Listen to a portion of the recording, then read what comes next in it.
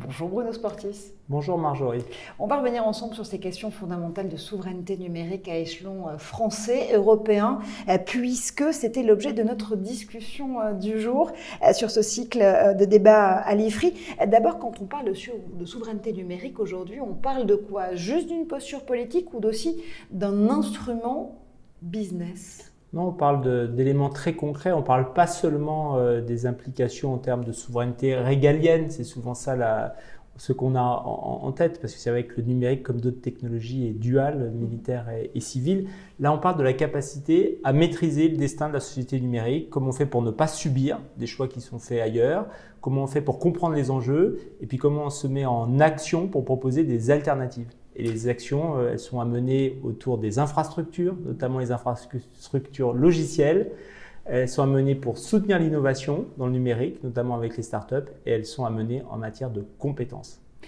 La régulation, c'est tant des instruments, des outils finalement de la mise en œuvre de cette souveraineté numérique. On en parle beaucoup aujourd'hui, notamment à échelon européen. C'est vrai qu'on a reproché pendant longtemps à la régulation Made in Europe de bloquer l'innovation plutôt que de la porter, mais elle fait quand même école, elle fait tache d'huile, notamment aux États-Unis avec une administration Biden plus encline à réguler le pouvoir des big tech que que les administrations qui étaient là avant elles. Est-ce qu'on peut se dire aujourd'hui qu'une smart régulation, c'est possible de ce point de vue-là et que INRIA, les instituts de recherche français et européens, sont aussi l'instrument de cette mise en place d'une régulation qui va permettre d'accompagner l'innovation plutôt que de la bloquer? Oui, la régulation, la normalisation, tous ces cadres juridiques sont extrêmement importants et l'Europe est en avance sur ces sujets. Je pense par exemple au RGPD, je pense aux directives Digital Markets Act et Digital Services Act de décembre de l'année dernière pour donner un cadre de régulation et de responsabilité pour les plateformes numériques. Et pour avancer là-dessus, il faut trouver un bon équilibre entre protection, régulation et innovation, parce qu'il serait dommage que l'Europe régule pendant que l'innovation se fait ailleurs. Et donc, il faut trouver le bon équilibre, comment on évalue l'impact de ce que l'on fait, comment on trouve cet équilibre. Et pour ça, il faut des acteurs aussi technologiques, des acteurs de la recherche. Je pense à INRIA en appui du régulateur. Et je pense notamment à un beau projet que INRIA porte auprès de la Direction générale des entreprises, le projet Regalia, en appui de Peren, qui est le bras armé de l'État pour faire la régulation des plateformes numériques. Donc oui, on est capable de trouver ce bon équilibre. Ça veut dire quoi? Ça veut dire qu'en matière de géopolitique du numérique, il n'y a pas d'isolationnisme possible? Oui, ça veut dire que là, on a évoqué le cadre de la régulation qui se fait au niveau européen, mais j'aurais pu évoquer la question, c'est un autre terrain de jeu, la question des standards, la question de la standardisation, avec un exemple qui m'est cher, le futur du web avec le World Wide Web Consortium, le W3C, dont je préside le nœud européen. C'est un autre cadre, on va dire, de multilatéralisme où il est important que l'ensemble des parties prenantes continuent à avancer ensemble pour garantir un avenir neutre du web. C'est un autre terrain de jeu que celui de la régulation.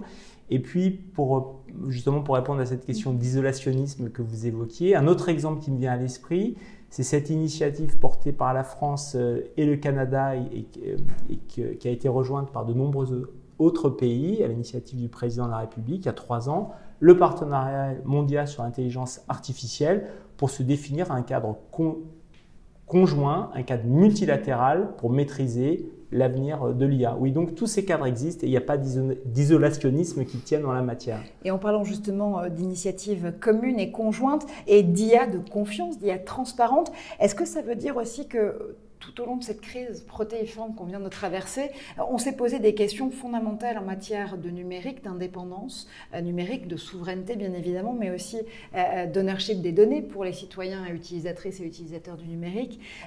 Ces questions-là dont on débattait beaucoup avant cette période de Covid, aujourd'hui, on est obligé d'apporter des réponses et c'est plutôt une bonne chose finalement. On est obligé de trancher dans le vif.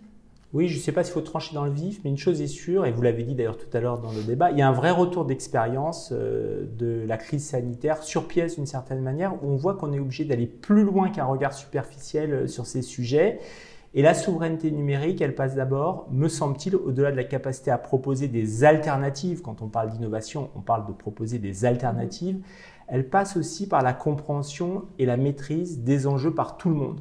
Et on voit bien que s'il n'y a pas ce socle de confiance d'appropriation par l'ensemble de la société des enjeux liés au numérique, parce que la souveraineté numérique, au bout du bout, c'est la souveraineté tout court. Il n'y a pas d'agenda de souveraineté numérique ou de maîtrise numérique qui le tienne. Je pense que c'est ça le grand retour d'expérience de la crise. Dernière question, ces soldats, si j'ose dire, de la souveraineté, ce sont forcément les talents, ceux et celles qui vont construire cette innovation demain, ces innovations de rupture, fût-il à niveau européen. Concrètement, on va les chercher où aujourd'hui? Comment est-ce qu'on redore l'attractivité de ce numérique européen et français?